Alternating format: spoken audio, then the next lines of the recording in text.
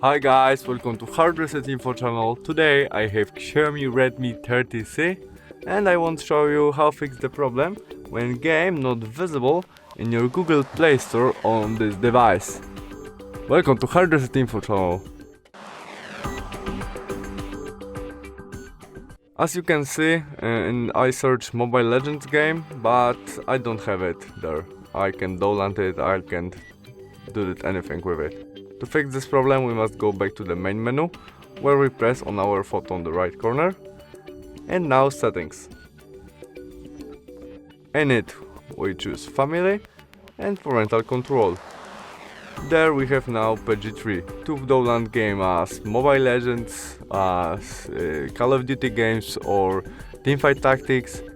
And we must have PG 60, PG 18 or all PG. To change it, we press that.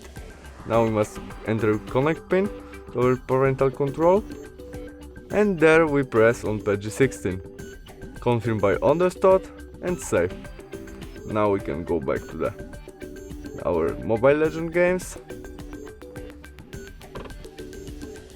And now we have it. We can install it, and that's all. Thanks for watching. See you soon. Bye.